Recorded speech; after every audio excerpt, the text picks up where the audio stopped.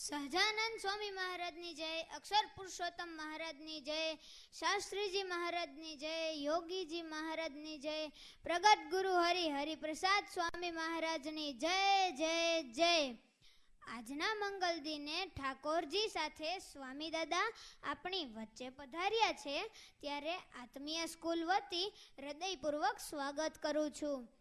ધન્ય આજની ઘડી રે ધન્ય આજની ઘડી, મેં નિરખ્યા સહજાનંદ ધન્ય આજની ઘડી, પ્રભુજી આવ્યાની વધામણી જી રે ધન્ય આજની ઘડી. જેઓને આપણે દરરોજ સવારે પ્રેયરમાં સંભાળીએ છીએ અને આપણા મનની વાતો જેમને કહેવા માટે આપણે તલપાપડ થઈએ છીએ, એ સ્વામી દાદા આજે પ્રત્યક્ષ આપણી વચ્ચે પધાર્યા છે. ત્યારે આપના ચરણોમાં અંતરની અમારી એક જ આરઝુ છે, સત અસતનો વિવેક, સારા નરસાનો વિવેક અમારા જીવનમાં પ્રગટાવજો. ખૂબ સારો અભ્યાસ કરીને મમ્મી પપ્પાને અને આપને રાજી કરીએ અને આપને ગમે છે એવું પવિત્ર જીવન અમે જીવીએ, એવી જ અંતરની પ્રાર્થના.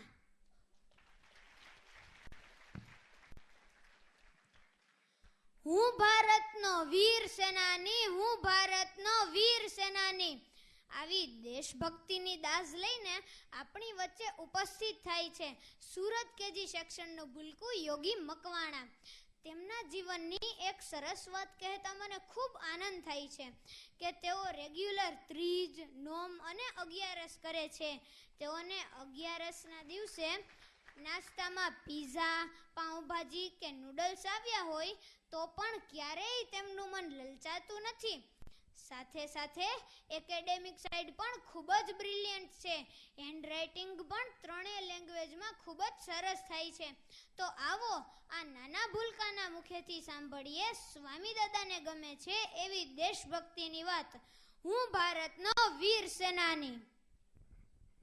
હું ભારતનો વીર સેનાની, હું ભારતનો વીર સેનાની, હું પવનનો સુસવાટો છું, હું સાગરનો ઘૂઘવાટો છું, હું ઝંઝાનો ઝંઝાવાત છું, હું દુશ્મનનો પહાડ છું, હું સફળતાનો પડકાર છું, હું સૈનિકોનું સાહસ છું, હું ભારતનો લડવૈયો છું, હું યોગી ધામનો બાળ સેનાની, હું ભારતનો વીર સેનાની, હું આત્મીયતા રૂપી શ્વાસ છું, હું સ્વામી દાદાનું નાનું ભૂલકું છું.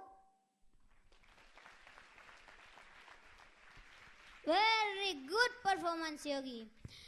ભગવાનની ડાયરીમાં જો આપણું નામ હોય તો દુનિયાની ઘણી બધી એવી મહાન વ્યક્તિઓ છે જેમનું નામ સ્વામી દાદાની ડાયરીમાં છે અને એમનું જીવન સ્વામી દાદાને ખૂબ ગમે છે.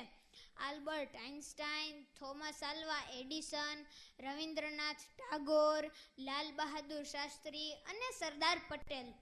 નાનપણમાં જેઓના જીવનમાં ગુરુ શાસ્ત્રીજી મહારાજના આશીર્વાદ મળ્યા હતા તે જ આપણા લોખંડી પુરુષ Sardar Patel. Do you like Sardar Patel? But why you like Sardar Patel?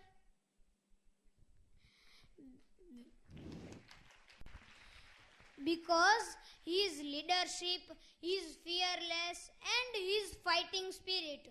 કોઈ વ્યક્તિ મોટી થઈને મહાન બનતી હોય તેવું નથી, નાનપણમાં જ એ મહાનતાના બીજ રોપાઈ જાય છે. એવું જ કંઈક સરદાર પટેલના જીવનમાં પણ જોવા મળે છે. તો આવો એ આયન મેન સરદાર પટેલના જીવનની એક વાત સ્ટાન્ડર્ડ ફર્સ્ટ ગુજરાતી મીડિયમનું ભૂલકું જેનિશ અને ભૂલકું ભવ્યના મુખેથી સાંભળીએ. Please come on the stage, Bhulku Janish and Bhavya.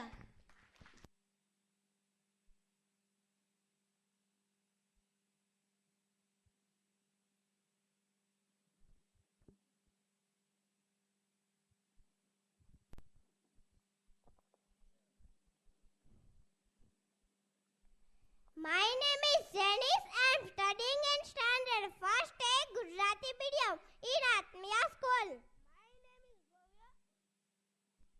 My name is Bhavya. I am studying in standard second B Gujarati medium in Atmiya School. Our beloved Swami Dada, Pujya Tyak Swamiji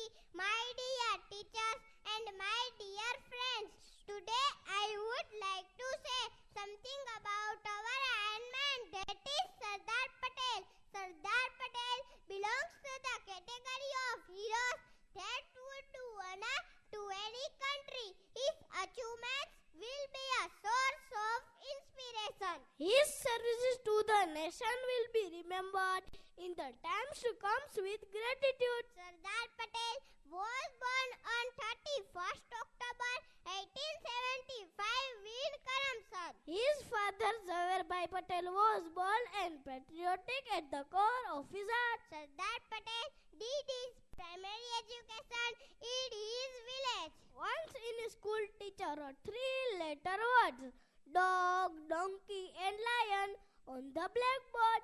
Then the teacher asked everyone, what would they like to be out of these? Most of the students wanted to become lion, but Sardar Patel replied that he wanted to have faithfulness of dog, capacity to do work hard as donkey, courageousness of lion.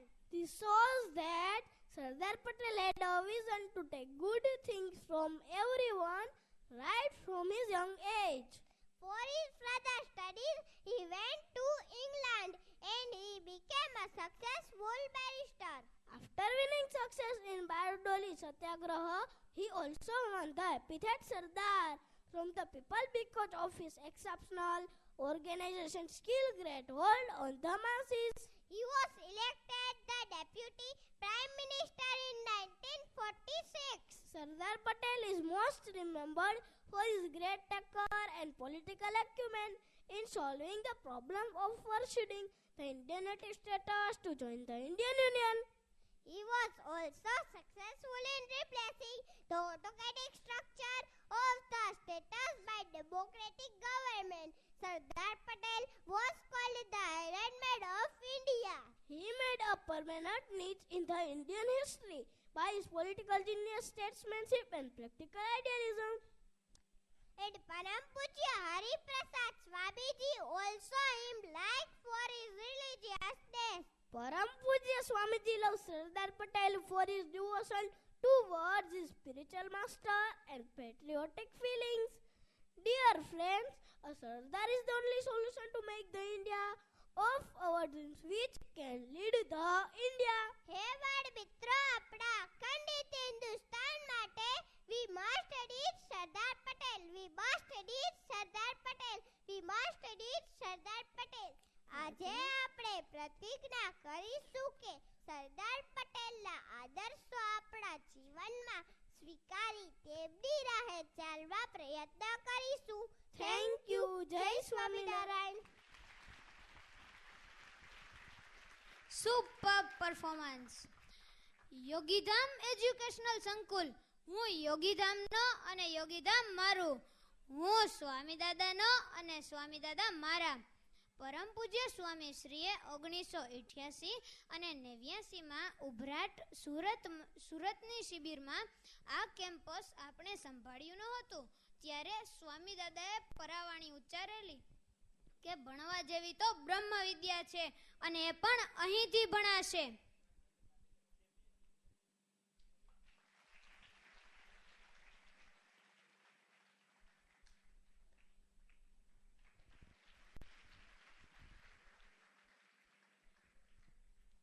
જ્યારે યોગીધામ ગુરુકુલમાંથી આપણે અભ્યાસ પૂર્ણ કરીને બહાર નીકળીએ ત્યારે આપણા હાથમાં ફક્ત ડિગ્રીનું સર્ટિફિકેટ ન હોય, પરંતુ સાચા અર્થમાં માનવ મહામાનવ બનવાની ક્ષમતા હોય. પરંતુ સાચા અર્થમાં માનવ મહામાનવ ત્યારે જ બની શકાય કે જો આપણા જીવનમાં ગુરુ ભક્તિ અને પ્રભુ ભક્તિના સંસ્કારો સિંચાયા હોય. પરમ પૂજ્ય સ્વામી શ્રીએ ગુરુ ભક્તિ અને પ્રભુ ભક્તિનું એવું ઉત્કૃષ્ટ ઉદાહરણ પૂરું પાડ્યું છે કે એમની એક સેકન્ડ કેવળ યોગીજી મહારાજને રાજી કરવા માટે જ વાપરી છે અને વાપરી રહ્યા છે. તો આવો સ્વામીશ્રીના જીવનનો કોલેજ સમયનો એક અદ્ભુત પ્રેરણાદાયી પ્રસંગ દાવડા જીત અને મારવડિયા વત્સલના મુખેથી સાંભળીએ. ધ મેચલેસ ગુરુ ભક્તિ.